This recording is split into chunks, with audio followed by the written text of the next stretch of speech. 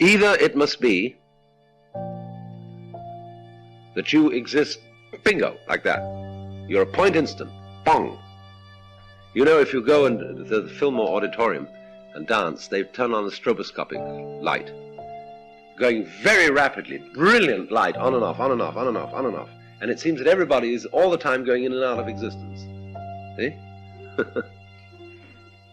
Now, in a way, that's a kind of exemplification of the truth that we are vibrations, and that everything does go on and off, on and off, on and off, all the time. So the only real thing is the moment of on, where you are now. Got it? Lost it. Got it? Lost it. Got it? Lost it. See? That's the only thing that's real. That's one pole. The other pole is the view that all these on and offs, just like the molecules in your hand, constitute a continuous reality. But if you follow that line, you've got to add up not to just what you are at this moment. You're going to add up to the whole universe through the entire span of its existence in space and time.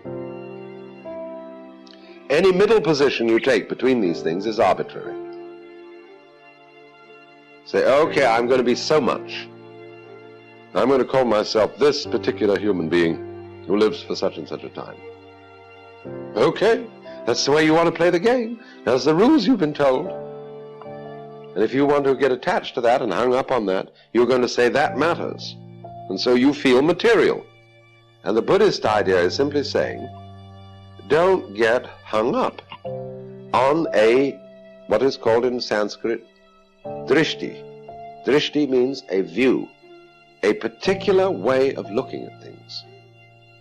You say, looking at it from this point of view, this is the way it seems to me to be, and I'm going to stick for that. I'm going to get hung up on that. That is the meaning of attachment. So in Sanskrit, the word sakaya drishti means the view of separateness. The view that the separation of a certain bundle of wiggles, taken out of the total wiggliness of all that there is me. And another bundle of wiggles is very definitely you. And to get stuck on that, see? And therefore to start a fight about it. Therefore to start crying and weeping and gnashing of teeth, all about this thing being real, see? That is what these people are trying, all these Buddhist sages and Hindu sages, get people off that hang-up. And say, wake up, wake up, wake up. Don't you understand the whole thing's an illusion?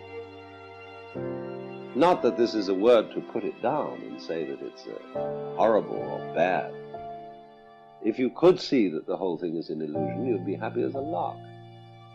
And life would be lived much more joyously by everybody. We would dance together and give things away and stop fighting. See, if we really saw it was an illusion, we'd all be happy in our big dream.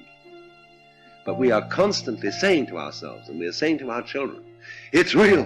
God damn it, it's real. And death is going to be awful. And sickness is going to be horrible, you see. It's real, and you better watch out. See, you can say, people say to me, you can say as a philosopher that all this thing is something. You can talk this way because you're sitting in a comfortable place, you've got plenty to eat. But you watch, when the thing hits you, you'll laugh the other side of your face. Well, I don't give a damn. When it happens, it'll happen. But it's not happening now. And what I'll do when it does happen is the sufficient unto the day is the trouble thereof.